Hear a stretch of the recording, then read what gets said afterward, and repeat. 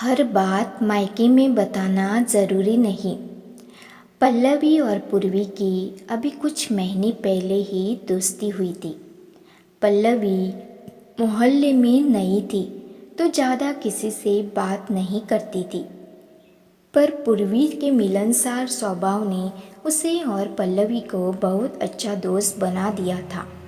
अब पल्लवी हर छोटी बड़ी जो भी बात होती सब पूर्वी को बताती और पूर्वी पल्लवी को।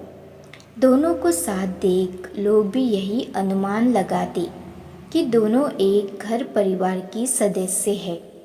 पर अभी कुछ दिनों से पल्लवी न तो पूर्वी से मिल ही रही थी और न ही फ़ोन पर बात कर रही थी। कई दिनों बाद पल्लवी को देख पूर्वी खुश थी, पर पल्लवी का चेहरा लटका हुआ था। ज़्यादा जोर देने पर पल्लवी ने बताया कि उसके पिताजी की तबीयत बहुत गंभीर है और वो अस्पताल में है। उसकी बात सुन पल्लवी ने उसे सांत्वना दी, जिस पर पल्लवी और तेज रोने लगी और रोते हुए अपना हाल सुनाने लगी। मेरे पिताजी की हालत के जिम्मेदार मेरे ससुराल वाले हैं। न मुझे यहाँ वो लोग इस तरह परेशान करते, न मेरे पिताजी को पता चलता और न ही वो बीमार पड़ते। रोते हुए पल्लवी ने अपनी बात कह डाली। शांत हो जाओ, यूँ रोने से हर समस्या का हल नहीं निकलता। तुम खुद सोचो, क्या इसमें तुम्हारी कहीं भी गलती नहीं है? आज जिस हालत में तुम्हारे पिताजी है, कहीं ना कहीं उसमें तुम्हारा हाथ नहीं है। पूर्वी की बात सुन पल्लवी ने आंखें बड़ी करते हुए पूछा, मेरा हाथ? मैं क्यों अपने परिवार वालों को दुखी करूँगी? ये सब इन्हीं लोगों की करनी है। मेरे पिताजी रात दिन मेरे विषय में सोचते हैं, इसलिए वो बीमार पड़े हैं। पूर्वी ने लंबी सांस लेते हुए कहा, देखो पल्लवी, ये छोटी छोटी बातें हर घर परिवार में होती है। शायद ही ऐसा कोई घर हो जहाँ थोड़ी बहुत कहा सुनी नहीं होती है। कहीं किसी चीज़ को लेकर कहा जाता है तो कहीं किसी और बात पर। लेकिन इसका मतलब ये नहीं है कि हम हर बात अपने मायके में बताएं। मुझे पता है अभी तुम्हें मेरी बात ठीक नहीं लग रही होगी, मगर हर बात मायके में बताने से हम खुद तो थोड़े समय बाद सामान्य हो जाते हैं, मगर हमारे माता पिता हमारी परेशानी सुनकर और ज़्यादा परेशान हो जाते हैं। वो बात थोड़े समय बाद हमारे लिए बहुत छोटी या बेकार सी हो जाती है, लेकिन हमारे माता पिता के लिए बहुत बड़ी होती है। उन्हें यही लगता रहता है कि हमारी बेटी बहुत दुखी है, परेशान है। हमारी परेशान के लिए वो खुद को जिम्मेदार समझने लगते हैं और यही कारण होता है कि वो आगे चलकर बीमार पड़ जाते हैं। पूर्वी की बात अभी पूरी भी नहीं हुई थी कि पल्लवी ने बीच में ही टोकते हुए कहा, देखो पूर्वी, कहने और करने में अंतर होता है। मुझे पता है तुम्हारे घर में ऐसा कुछ नहीं होता है।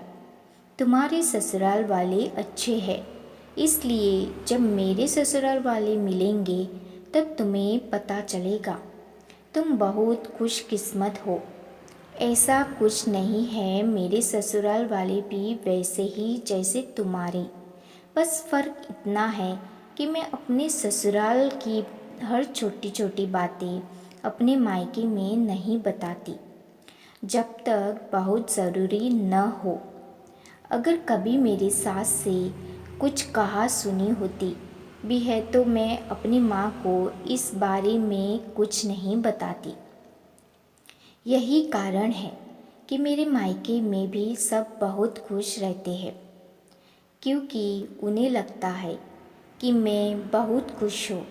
और सच कहूँ तो मैं भी बहुत खुश हूँ, क्योंकि मुझे पता है मेरे माँ पापा मुझे लेकर निश्चित है।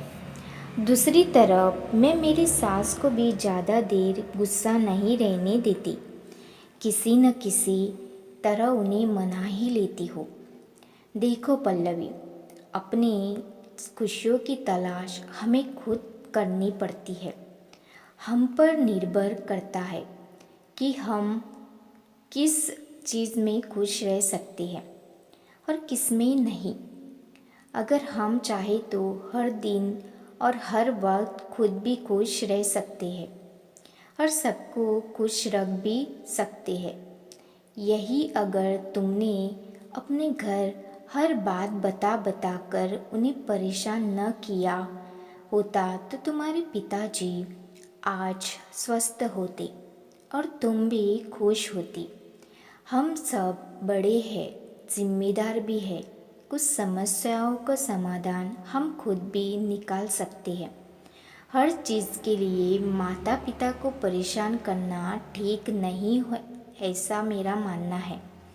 पर अभी भी देर नहीं हुई है।